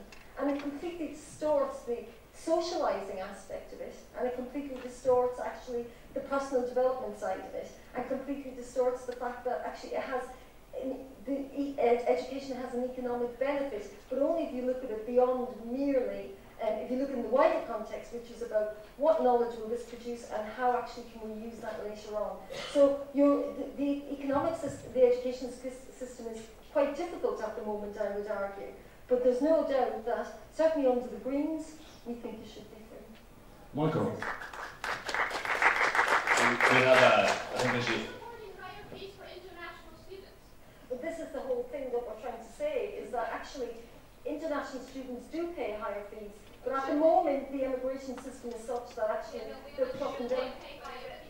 You're suggesting it's a good thing who are not British and cause them to pay higher fees, which is racist, if nothing else. No, it's not. It's not racist, because I'm sure you're free. Yours is 37 grand a year because you're from Kenya, whereas someone from the UK owes 2 grand a year. It sounds pretty racist to me. No. This is. I think the point that she was trying to make is that it's not a problem with the fees that they're charged, but it's a problem with visas that stops people in. Okay, Michael, your turn. Yeah. I think, I mean, the question was about education in Dundee, and we have a very mixed picture. You know, we have real excellence in parts of both universities and in some of the teaching and some of the schools that we have in our colleges. But we also have significant problems. We have long term, we have sat at the bottom of league tables for attainment in this country, and in comparison to other areas of similar deprivation. So there are things that we are not doing in this city that other cities are, and other local councils are, that would actually improve primary and secondary education.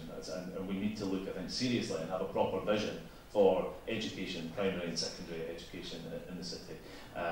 I think I'll chuck away my bonus points and say that I think some of the decisions that are being taken at the moment, particularly about the closure of Municipal High School, are absolutely crazy and going entirely the wrong direction if we're going to make those kind of positive changes.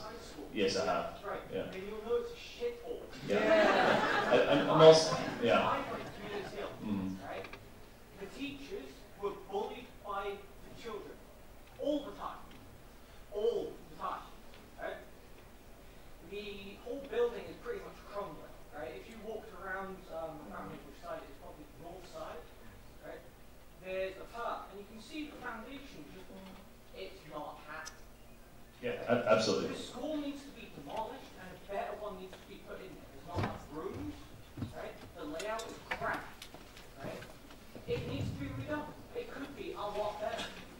I absolutely agree with that. Absolutely agree with that. So you should do that. Because I think that what we have to do... Because 450 parents want to send their kids to Minnesota.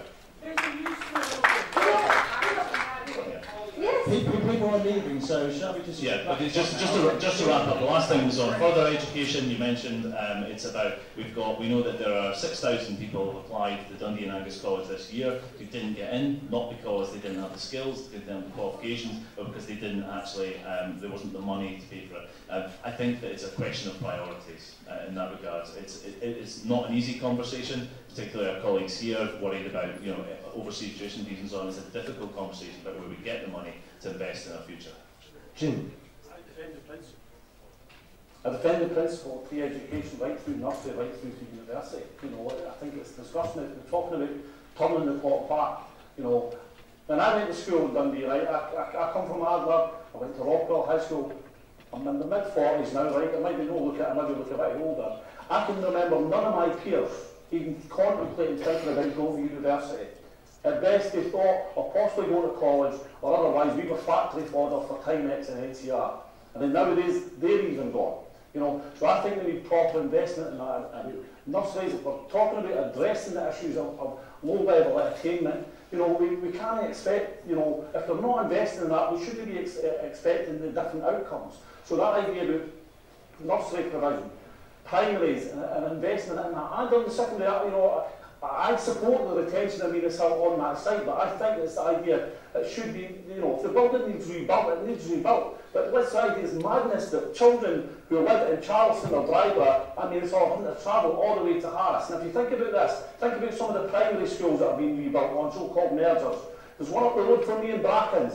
It's already bursting at the seams through the merger of McAlpine and Brackens because there isn't enough capacity from that. And that's what a number of parents are already saying about the Venus Hill site moving to 10. And also on the side about underuse or undercapacity of schools. Well, why is it good enough for some sections, small sections of society to have small class sizes and much more intensive support? Do our kids not deserve that as well? I think they do. So this is not buying this argument that, you know, because supposedly underused. If it's underused, let's ask why. You know, why is it underused? Because there's a whole load of community groups out there who would love to be using school facilities at different times. So let's deal with that. And the other final point I have to make is the idea of let's defend all the jobs that are already in there in education. I give my full support and solidarity to UCU members at this university who are taking strike action on the 28th of April and the 5th of May to defend their jobs.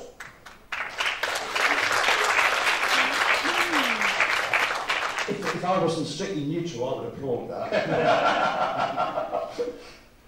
Graham, on university. Yeah, just quickly, trying to bear in mind that the questioner said, please don't throw money at it all the time, magic money. What I would say, especially when it comes to schools, there are, on the periphery of East Dundee and Western Dundee, there are significant housing developments which have been given the OK. I would really like to say, given that money is tight, a requirement that the developers, the promoters of these schemes, have to put in significant amounts more of money for new schools, primary schools, secondary schools. That would be one answer. The other immediate answer, I have colleagues involved at this university, and quite often it makes good headline news when, you know, some department here gets like £1 million of research funding or something like that. However, I didn't realise that very often none of that money is allowed to go towards the actual running of this university. Now, I would like it to see it contingent upon, and the grant money is welcome, don't get me wrong, but I think that the university, Dundee University, ought to be allowed to take some sort of running cost money off that money. Otherwise, the university itself is actually under a hell of a lot of pressure. So these are two practical answers that don't involve the government having to find more money. But Research Council money comes from the government. Yeah, and it does go to the departments and the university. I think what you mean is that charity grants. Charity grants. But even then, the government is supposed to top it up. Well, I don't know if you think those do. I mean, I'm not an expert on the workings of Dundee University. This is all down to the shortage of money, I'm afraid. It is down to a shortage. Bill, you can have the final word. I don't expect to get any brownie points for anything tonight. So you were talking about, I think, the university, and I presume you come to Dundee University because you think you'll get a good education. No? Yes. And you get a good education because you have good lecturers, teachers. You attract good lecturers and teachers because they have research projects, other funds to do.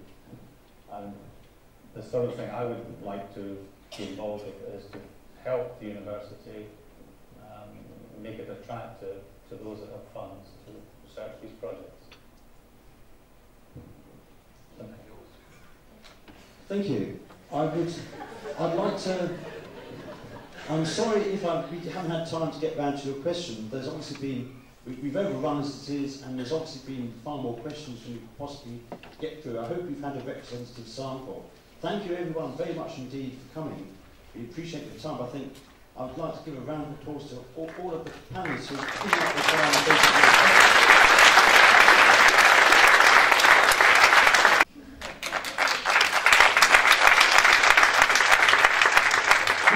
Chris. Yes. As your potential MP, first thing I would do is promote what's already going on here in Dundee. Dundee University is one of the world's leading life sciences. It brings almost £1 billion a year in terms of funding. I'd like to see that promoted further at a UK level, and it's already going on at the moment. I think the second thing I'd like to say is we're a party who have made it very clear that rocks will melt in the sun before we introduce tuition fees. And Scotland's had hundreds of years of that reputation of making sure that we keep education free, so that will be a continuance. And as a student who was a student in different subjects over the years, I'd like to see continuing education be promoted as well, because with changing markets means you're changing jobs, hence why I've had 3 or 4 different careers, and I'm still not retired yet, so no balance. My academic colleagues in England are supported, rightly or wrongly, by tuition fees, and the income for each university, therefore, is much higher. How can we possibly compete when the SNP won't give us matching funds to make up the difference? Well, we've always said that education should be a priority, and it's about prioritising money. So when you start introducing something and saying it should be paid for, as I think Sarah said earlier, we're already paying for it. I think the abolition of tuition fees in the long term across the whole of the UK should be the ultimate goal, and the funds that we raise through taxation should be for making sure that it never comes back either. Pauline? We're in this strange position at the moment whereby money is being restricted to all parts of the economy, including education. But on the same hand, the same government, the same coalition government, have clamped down on Tier 4 students. And Tier 4 students are students that come from overseas, but that the asylum and immigration system are so obsessed about. But actually they bring quite a lot of money. You know, so you've got this scenario whereby the education system is being starved of money, and the way that they could make that up, they're being prevented from doing that because, of course, these students from these countries are not welcomed, either because they're perceived to be potential terrorists or for whatever reason that they are. And so you've got a double bind that I think we need to address, but it comes back to, you know, at the end of the day, education, for me, is a basic human right. It should be on the basis of your ability to attend, not your ability to pay. And, you know, increasingly, since the introduced fees, you've got an increasing marketisation of education, I would argue. Increasingly, it's about, you know, producing people so that they actually come out into the labour market. And actually, education is so much more than that. It's about knowledge, it's about producing new forms of technology that benefit society, and yet it's become quite narrowly defined by, you know, to what extent does the market need this many graduates, and to what extent can we produce them? And it completely distorts the socialising aspect of it, and it completely distorts actually the personal development side of it, and completely distorts the fact that actually it has, education has an economic benefit, but only if you look at it beyond merely, if you look in the wider context, which is about what knowledge will this produce and how actually can we use that later on. So the economic system, the education system is quite difficult at the moment, I would argue. But there's no doubt that, certainly under the Greens, we think it should be free. Michael. We have I think we should. But this is the whole thing that we're trying to say, is that actually international students do pay higher fees, but at the moment the immigration system is such that actually they're plucking down. You're suggesting it's a good thing who are not British and cause them to pay higher fees, which is racist, if nothing else. No, it's not. It's not racist, because I'm sure you're free. Yours is 37 grand a year because you're from Kenya, whereas someone from the UK owes 2 grand a year. It sounds pretty racist to me. No. This is. I think the point that she was trying to make is that it's not a problem with fees that they're charged, but it's a problem with visas that stops people in and Okay, Michael, your turn. Yeah. I think, I mean, the question was about was about education in Dundee, and we have a very mixed picture. You know, we have real excellence in parts of both universities and in some of the teaching and some of the schools that we have in our colleges. But we also have significant problems. We have long term, we have sat at the bottom of league tables for attainment in this country, and in comparison to other areas of similar deprivation. So there are things that we are not doing in this city that other cities are, and other local councils are, that would actually improve primary and secondary education. And we need to look, I think, seriously and have a proper vision for education, primary and secondary education in the city.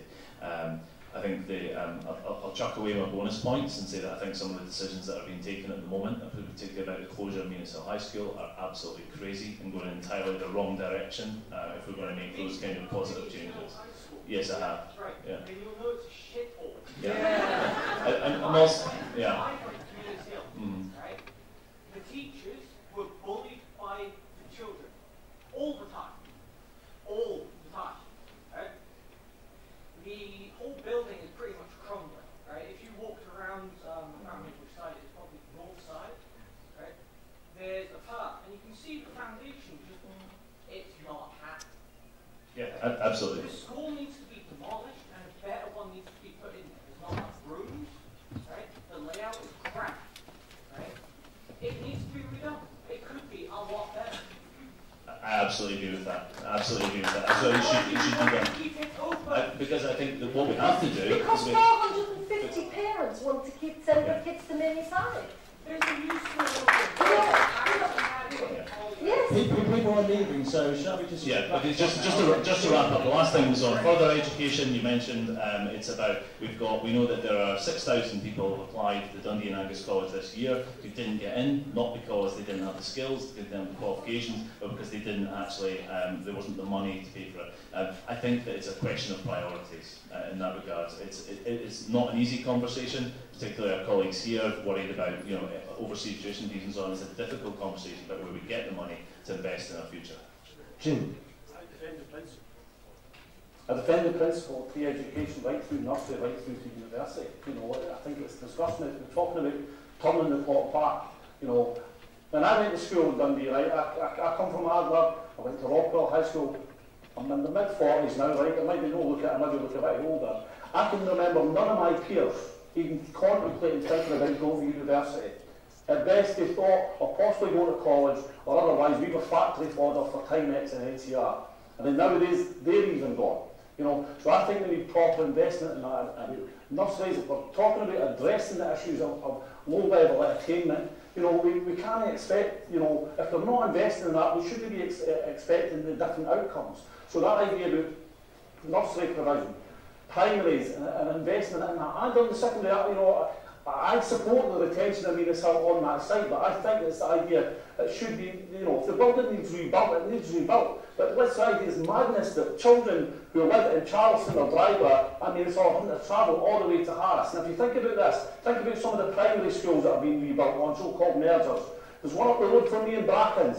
It's already bursting at the seams through the merger of McFarlane and Brackens because there isn't enough capacity from that. And that's what a number of parents are already saying about the Minnesota site moving to. And also on the side about underuse or undercapacity of schools. Well, why is it good enough for some sections, small sections of society to have small class sizes and much more intensive support? Do our kids not deserve that as well? I think they do. So this is not buying this argument that, you know, because supposedly underused. If it's underused, let's ask why. You know, why is it underused? Because there's a whole load of community groups out there who would love to be using school facilities at different times. So let's deal with that. And the other final point I have to make is the idea of let's defend all the jobs that are already in there in education. I give my full support and solidarity to UCU members at this university who are taking strike action on the 28th of April and the 5th of May to defend their jobs.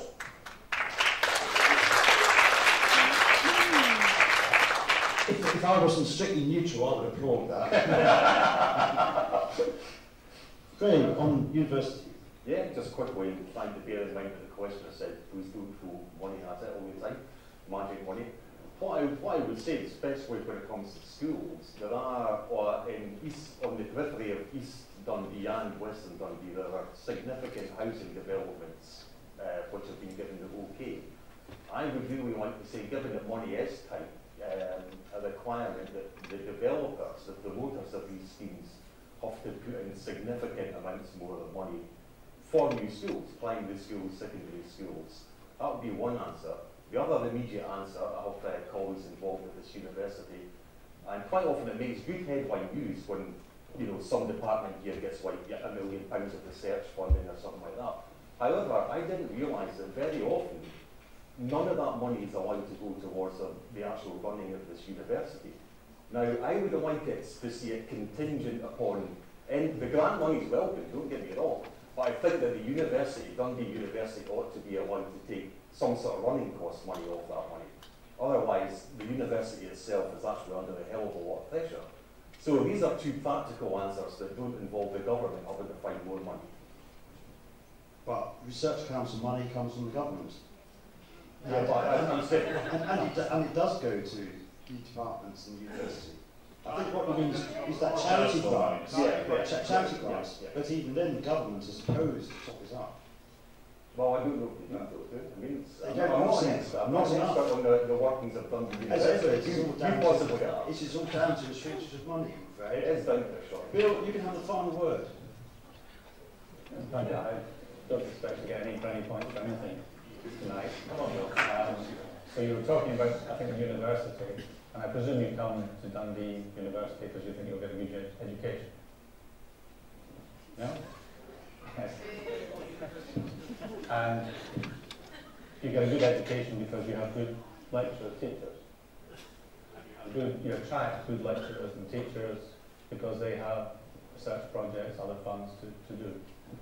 And the sort of thing I would like to be involved with is to help the university make it attractive to those that have funds to research these projects. Thank you. I'd like to, I'm sorry if we haven't had time to get round to your question. There's obviously been, we've overrun as it is, and there's obviously been far more questions than we could possibly get through. I hope we've had a representative sample. Thank you everyone very much indeed for coming. We appreciate your time. I think I would like to give a round of applause to all of the panelists who have given up their time.